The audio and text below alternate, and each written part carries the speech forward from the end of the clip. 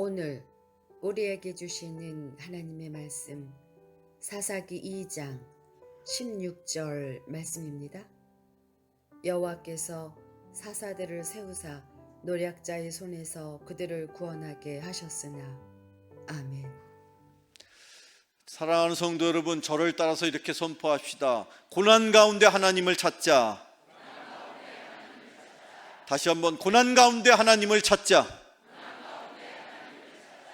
여러분의 인생에 어떤 고난과 힘들고 어려운 환난과 역경이 닥쳐올지라도 그 속에서 하나님을 찾을 수만 있다면, 하나님을 깊이 더 만날 수만 있다면 그 시간이 오히려 은혜인 것입니다. 여러분의 인생에 다가오는 엄청난 어려움과 고난과 그 위기 속에서 하나님을 만나시는, 그래서 위기는 위대한 기회라고도 흔히 말합니다. 여러분의 인생에 찾아온 그 위기가 하나님을 더 깊이 만나시고 그 하나님의 뜻을 깨닫는 위대한 기회의 시간이 되실 수 있기를 주님의 이름으로 축원합니다. 오늘 이 본문 사사기, 일찍이 여호수아가 죽고 그 이스라엘 백성들은 여호수아의 지도 아래, 여호수아의 리더십 아래 가나안 땅을 하나씩 정복했습니다. 그리고 이미 여호수아가 죽을 무렵에 12지파에게 가나안 땅을 하나씩 이렇게 배분하는 그런 과정들이 있었습니다. 그런데 문제는 뭐냐? 여호수아가 죽고 났는데 가나안 땅을 차지했는데 하나님의 백성, 이스라엘 백성들이 하나님의 약속 가나안 땅, 젖과 꿀이 흐른다라는 가나안 땅에 입성해서 살고 있는데, 그런데도 불구하고 그들의 삶의 어려움과 환난과 고통과 고난이, 전쟁과 엄청난 어려움이 임하였다는 것이죠. 그것을 기록한 것이 사사기입니다. 사사기의 기록에는 12명의 사사가 하나님의 일꾼으로 선택을 받고 하나님의 말씀을 이스라엘 백성들에게 전가하고 이스라엘 백성들의 어려움을 극복해내는 이야기가 기록되어 있는데, 이 사사기에는 무려 400년에 이르는 시간 동안에 끊임없이 계속해서 반복적으로 일어나고 있는 이스라엘 백성들의 그 악순환의 고리를 여기서 우리가 발견하게 되는데, 자, 이스라엘 백성들이 하나님 앞에 범죄합니다. 죄를 짓습니다. 그러고 나면 어떤 일이 벌어질까요? 하나님은 당신의 백성들이 죄 짓는 것을 그냥 두시지 않습니다. 이유는 무엇일까요? 죄를 범하면 하나님이 예비하시고 하나님이 준비하시고 여러분의 인생에 주려고 하늘 창고에 쌓아놓은 축복이 여러분의 것이 될 수가 없습니다. 죄를 그래서 하나님은 금하시는 거예요. 이유는 이스라엘 백성들을 괴롭히려고? 아니, 하나님이 주실 축복이 있는데 그 축복을 담을 그릇을 찾고 계시는데, 그 그릇이 더러운 그릇이면 그 속에 하나님이 주실 복을 담아낼 수가 없으니 그 그릇, 즉 이스라엘 백성들을 향하여 하나님은 깨끗하게 성결하게 구별되어서 하나님의 뜻대로 살기를 원하시는 것입니다. 바라기는 사랑하는 성도 여러분, 오늘 이 시간 고난 속에서, 고난 가운데 하나님을 찾는 저와 여러분 되실 수 있기를 축원합니다. 말씀 속에서 하나님의 음성을 들으시고 내 인생에 찾아온 고난 속에서 하나님을 만날 수만 있다면 여러분의 인생의 위기는 하나님을 만나는 위대한 기회가 될 것입니다. 그런 시간이 여러분의 인생입니다. 여러분의 인생에 찾아온 그 위대한 기회를 여러분의 것으로 만드시기를 축원합니다. 이스라엘 백성들이 하나님 앞에 죄를 짓죠. 그러면 하나님은 어김없이 그들에게 벌을 내리십니다.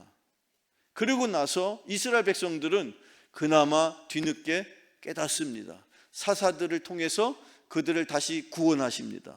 이 제가 지금 말씀, 죄를 짓고 벌을 받고 회개하고 다시 구원받고, 죄를 짓고 벌을 받고 회개하고 구원받고, 이런 끊임없이 반복되는 이 이스라엘 백성들의 패턴이 무려 400년 동안이나 계속 진행되고 있어요. 그 와중에 우리가 잘 아는 사사들이 여기저기 등장합니다. 그 중에서도 여러분 그 12명의 사사 중에 제일 유명한 사람 한 사람만 들어보세요. 힘은 장사인데 머리카락을 기르는 그 장사 누굽니까? 삼손.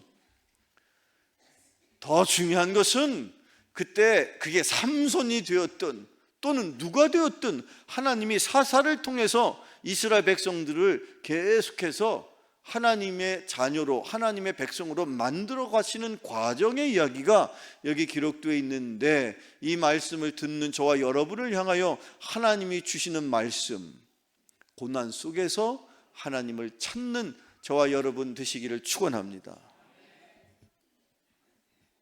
사랑하는 성도 여러분, 고난 속에서 과연 어떻게 해야 우리는 하나님을 찾을 수가 있을까요?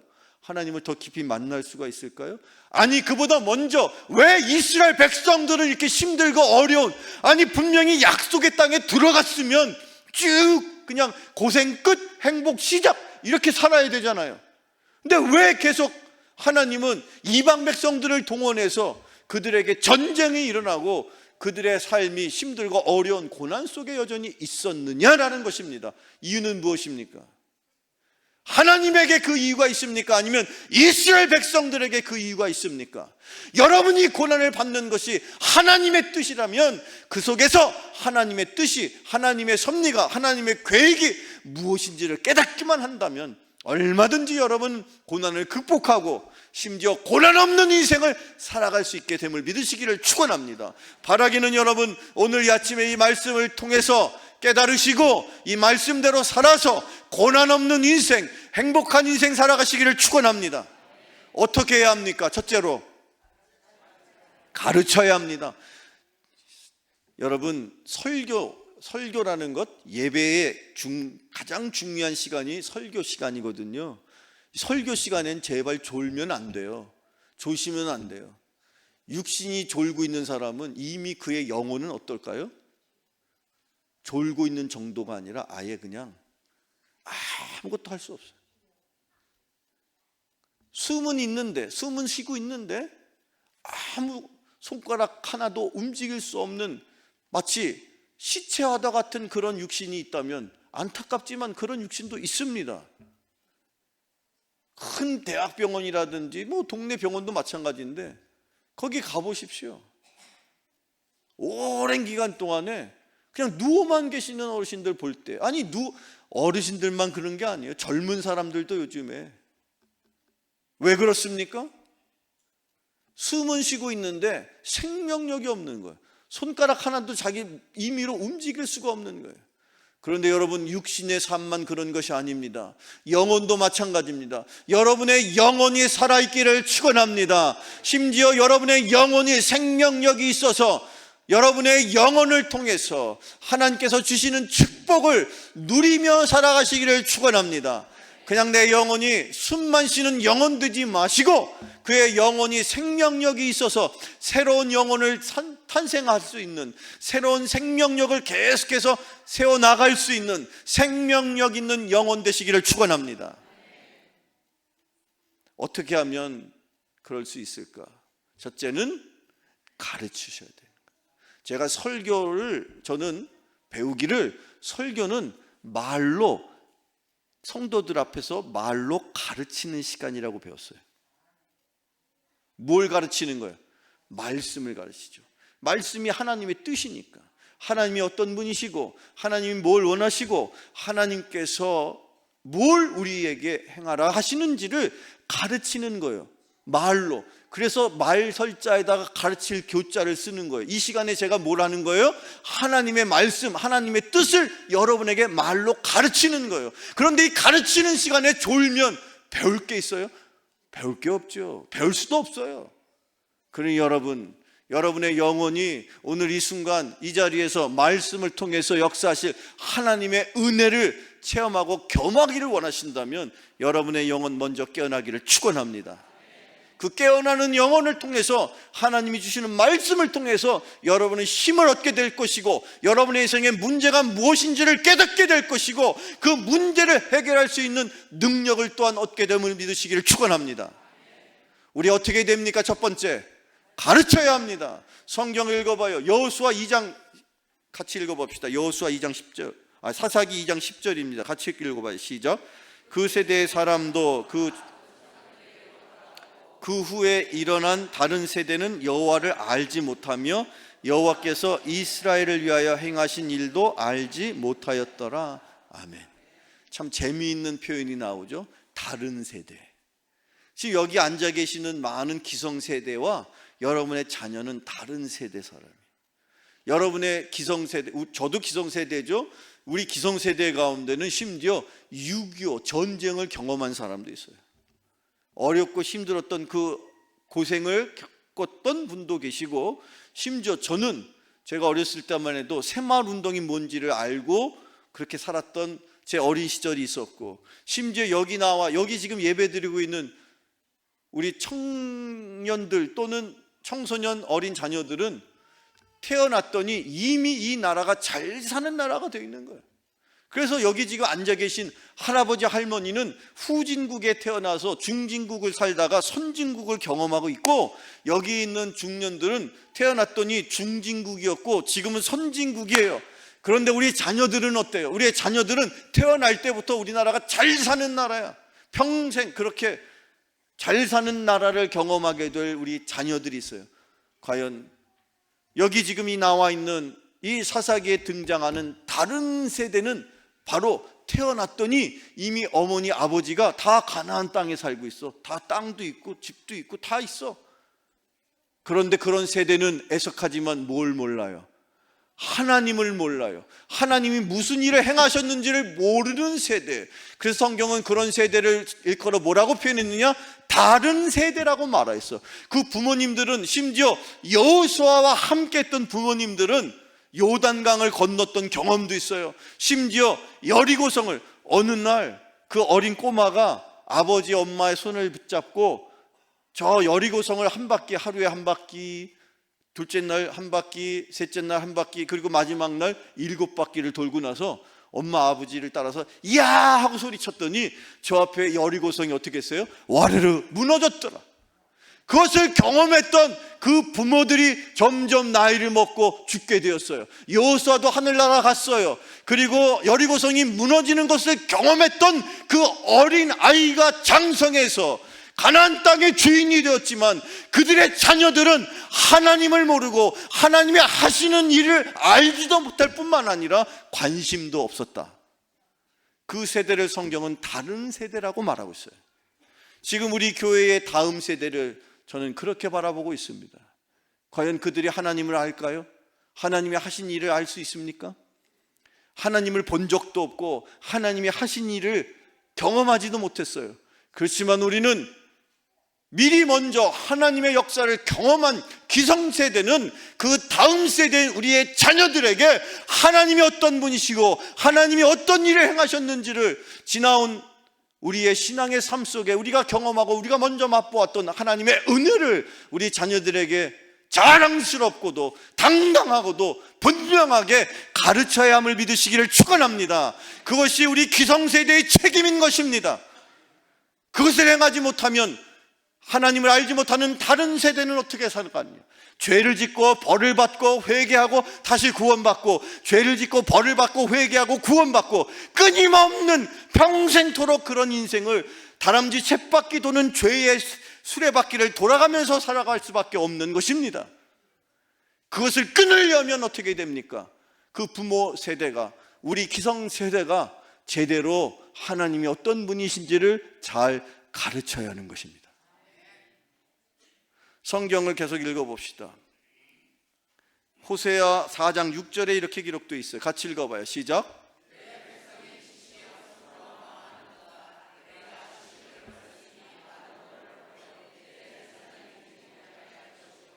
내가 내 하나님 율법을 잊었으니 나도 내 자녀들을 잃어버리리라. 아멘. 사랑하는 성도 여러분, 여러분이 망하는 인생을 살아간다고 한다면 여러분에게 있어야 될 것이 무엇입니까? 여러분은 돈이 없어서 망한다고 생각하십니까? 나는 많이 배우질 못해서 망한다고 생각하십니까? 나는 훌륭한 부모 밑에서 자라지 못했기 때문에 내 인생은 힘들 것이라고 생각하십니까? 아닙니다. 여러분이 망하는 분명한 한 가지의 이유가 있습니다. 하나님께서 말씀하십니다. 네가 나를 알지 못하기 때문에, 네가 하나님에 대한 지식이 부족함으로 네가 망하는 거야 라고 성경은 가르치고 있는 것입니다. 우리의 자녀들이 여러분이 아무리 사랑하는 자녀도 평생토록 여러분은 자녀의 곁을 지킬 수가 없습니다. 그런 자녀 망하지 않도록 만들어 주셔야 되는 것이 부모의 책임입니다. 근데 그 부모 과연 아들을, 과연 딸을, 과연 자식을 배울 만큼 가르치고 돈을 줄 만큼 물려준다고 그 자녀가 세상에서 흥할 것 같습니까? 세상에 성공할 수 있습니까? 그의 성공을 누가 보장하는 것입니까? 하나님께서 여러분의 자녀의 인생을 책임져 주셔야 할 줄로 믿습니다. 여러분도 그랬잖아요. 여러분의 인생도 누가 책임져 주셨습니까? 여호와 하나님이 책임져 주셨습니다.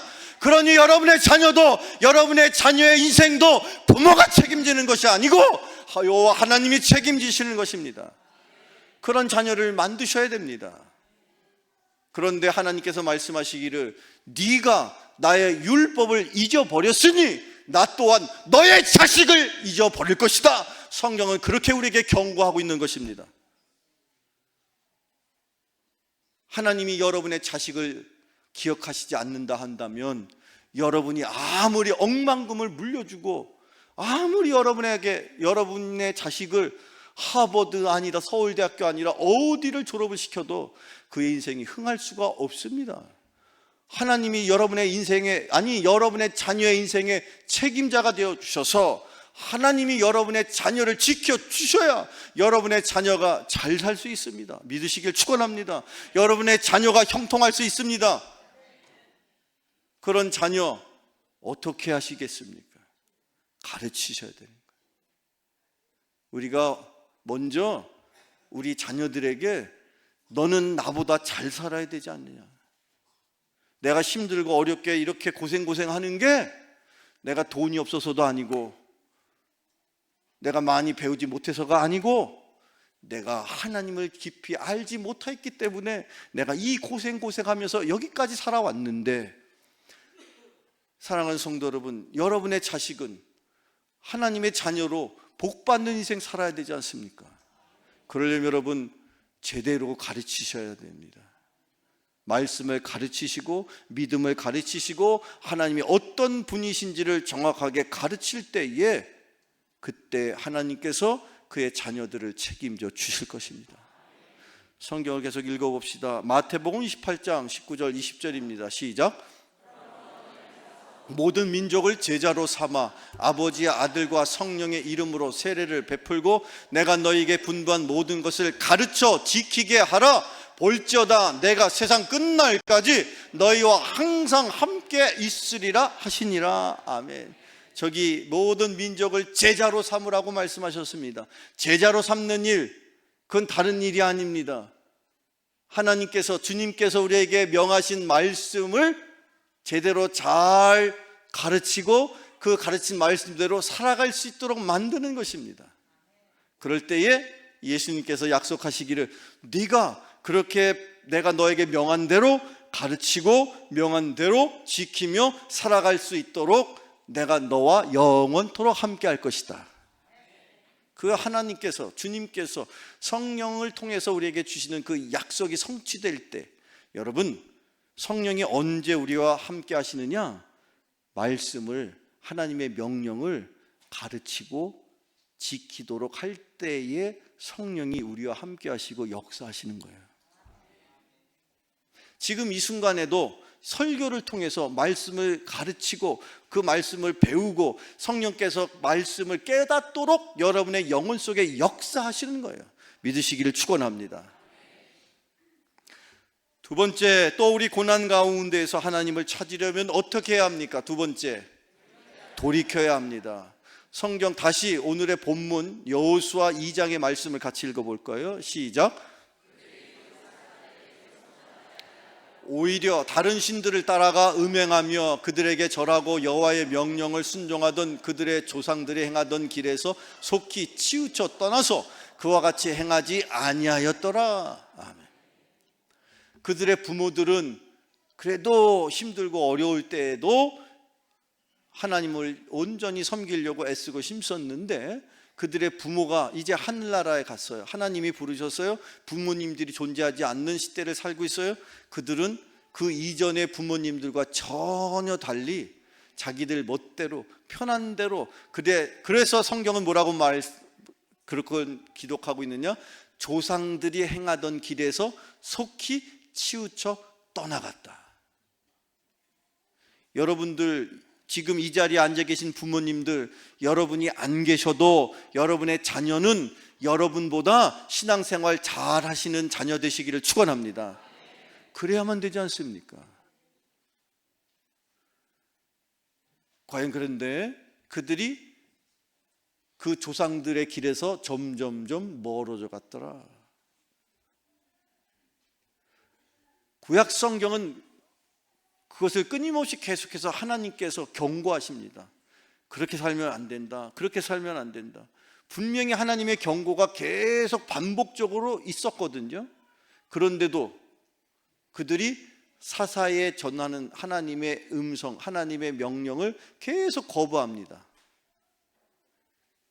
결국 성경을 읽어보면 에스겔 33장 11절에 이렇게 선지자를 통해서 하나님의 그 마음을 전하시는데, 에스겔 33장 11절 읽어봐요. 시작.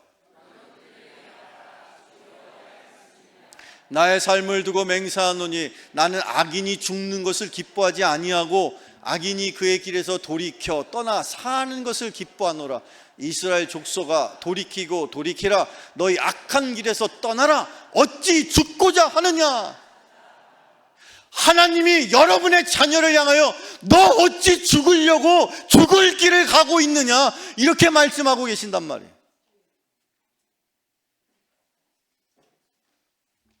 하나님께서 우리를 살려주시려고 약속의 땅으로 인도하셨는데, 그 약속의 땅에서 하나님의 백성답게 살아야 하는데, 여러분의 자녀는 지금 어디 있습니까?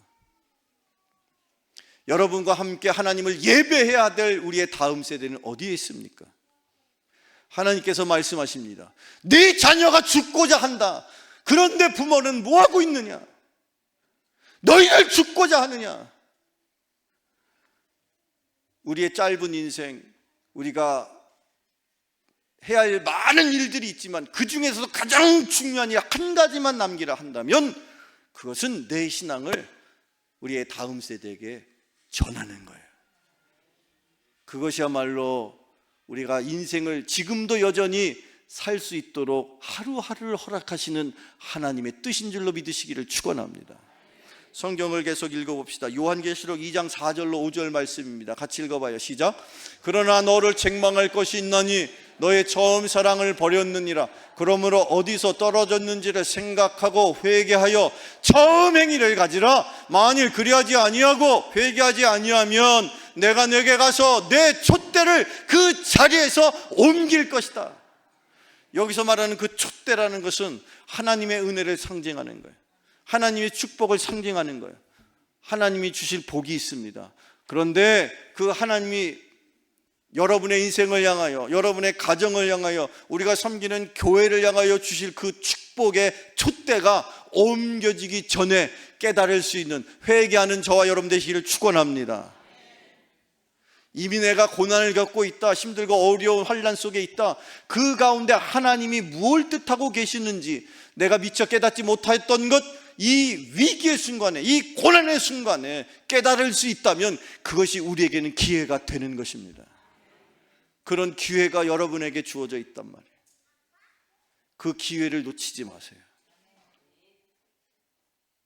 그러기 위해서 우리가 주님 앞에 가져야 될 마음이 있다면 세 번째 무엇일까요? 간절해야 합니다. 간절한 마음으로 사셔야 돼요. 하나님의 은혜를 간절하게 구하시고, 하나님 저 은혜 주셔도 좋고 안 주셔도 할 수 없죠, 그런 마음이 아니라 내가 돈도 있고 명예도 있지만 하나님의 은혜가 없으면 아무것도 아닙니다. 여러분의 인생에 돈이 많았던 적도 있었고 돈이 지금처럼 쪼들리는 적도 있을 것이고 심지어 앞으로 더 힘들 수도 있어요. 그런데 어느 때든지 여러분의 인생에 먼저 은혜가 앞서기를 축원합니다. 은혜가 먼저 든든해지기를 축원합니다. 은혜가 충만하시기를 축원합니다. 더 여러분에게는 은혜가 간절해지기를 축원합니다. 우리는 하나님의 은혜에 배고파해야 돼요. 세상 것으로 배부르다고 만족하지 말고 하나님의 은혜를 간절하게 삼하는 여러분 되기를 축원합니다. 여러분의 인생에 돈이 없어도 하나님의 은혜가 있으면 족하게 되는 것이요, 건강이 부족해도 하나님의 은혜 있으면 내가 비록 신체가 불편하고 내가 비록 여기저기 아픈 곳이 있어도 하나님의 은혜가 있는 자는 그것을 극복하는 것입니다. 하나님께서 주실 은혜에 대해서 여러분 간절한 마음이 회복되기를 축원합니다. 이 시대는 모든 것이 풍요롭기 때문에 간절한 마음이 없어요. 과거에는 1년에 이렇게 구정 때나 혹은 추석 때나 그럴 때나 비록 뭐 힘들어도 그때는 가족들끼리 모여서 잔치 음식도 하고 가족들끼리 선물도 주고받고 그런 간절함이 있었단 말이죠. 그런 일을 1년에 끽해야 구정 연휴 때든지 추석 연휴 때든지 이런 때 말고는 할 수가 없는 거예요. 근데 지금은 어때요? 지금은 사시사철 아무 때나 뭐 하고 싶은 거 다 하고 먹고 싶은 거 다 먹고 갖고 싶은 거 다 갖고 그 간절함이 없죠. 그러니 이 간절함이 없는 이 우리의 다음 세대, 우리의 자녀들 어떻게 해야 하나님을 가르치고 어떻게 해야 그들에게 하나님을 우리가 전할 수 있냔 말이에요. 부모인 저와 여러분이 먼저 하나님의 은혜에 대한 간절함이 회복될 수 있기를 축원합니다. 성경을 읽어봅시다. 이사야 2장 18절에 이르기를 같이 읽어봐요. 시작. 여호와께서 그들을 위하여 사사들을 세우실 때에는 그 사사와 함께 하셨고 그 사사가 사는 날 동안에는 여호와께서 그들을 대적의 손에서 구원하셨으니 이는 그들이 대적에게 압박과 괴롭게 함을 받아 슬피 부르짖음으로 여호와께서 뜻을 돌이키셨음이거늘. 여러분 안에 내 안에 잊어버렸던 다른 어떤 것보다도 하나님 앞에 간절함, 그 부르짖는 신앙을 회복하실 수 있기를 축원합니다. 그 부르짖음이 어느 순간인가는 나에게도 없어졌고, 그러니 우리 자녀들에게도 내가 전해줄 수 있는 하나님이 이런 분이시고 내가 겪었던 하나님이 이런 분이시다라는 것을 전할래야 전할 수가 없는 것이에요. 여기 부모님 세대와 자녀 세대가 함께 예배를 드리고 계시는데 부모님 먼저 간절한 마음을 회복하시기를 바랍니다. 요한계시록에 부활하신 하나님의 그 음성으로 예수님의 형상으로 반모섬에 갇혔었던 유배 중에 있었던 사도 요한을 향하여 이렇게 경고의 말씀을 주십니다. 에베소 교회를 향하여 주셨던 말씀이지만 이 시대의 많은 교인들을 향하여 주시는 하나님의 음성인 줄로 믿습니다. 하나님께서 어떻게 말씀하셨을까요? 자, 계속해서 읽어봅시다. 성경 말씀 요한계시록 2장 4절로 5절을 함께 읽어봅시다. 같이 읽어봐요. 시작. 자, 요한계시록 2장 4절로 5절을 같이 읽어보겠습니다. 너의 처음 사랑을 버렸느니라. 그러므로 어디서 떨어졌는지를 생각하고 회개하여 처음 행위를 가지라.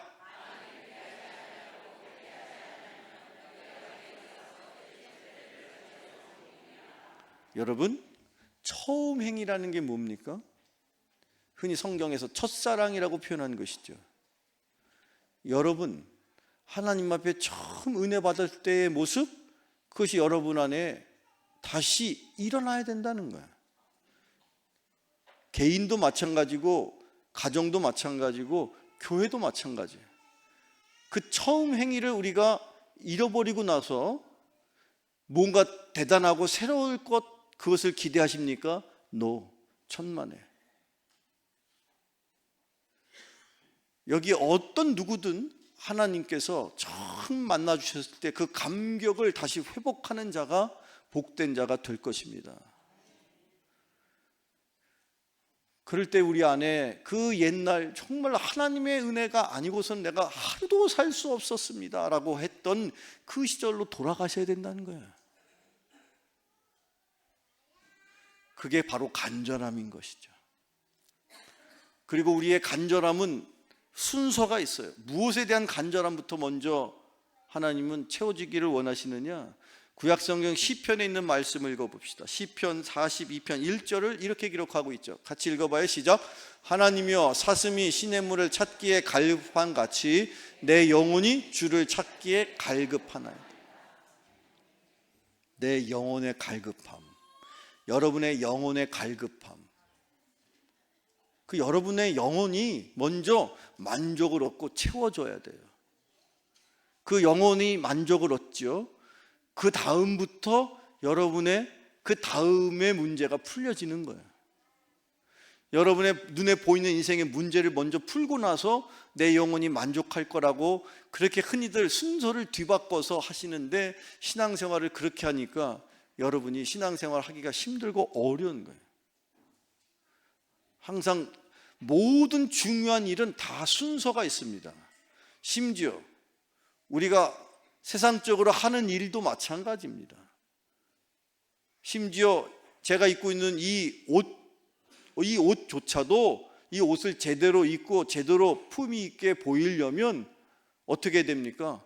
첫 단추를, 어떤 옷이든지 그 순서를 따라서 첫 단추를 잘 껴야만 옷을 맵시 있게 입을 수 있는 것인데, 여러분의 신앙생활도 마찬가지인 것인데, 여러분의 신앙생활이 어디서부터 잘 되어야만 여러분의 일상의 삶이 복받는 인생이 되느냐? 여러분의 영혼이 먼저 잘 되시기를 축원합니다. 그래야 영혼이 잘된 같이 그 다음에 범사가 잘 되고 그 다음에 강건케 된다라고 성경은 말하고 있잖아요.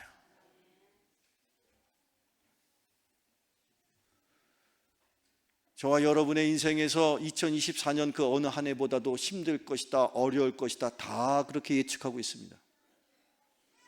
앞으로 장사가 잘 될 것이다, 또 부동산 경기가 좋아질 것이다, 또는 앞으로 더 돈을 많이 우리가 벌게 될 것이다 라고 흔히 장밋빛으로 이 한 해를 예상하는 사람은 이 땅에 존재하는 사람 중에 아무도 없지만, 그 가운데 저와 여러분은 얼마든지, 그리스도인은 얼마든지 이 위기 속에서 하나님을 만날 수만 있다면 우리에게는 이 시간이 기회가 될 것입니다.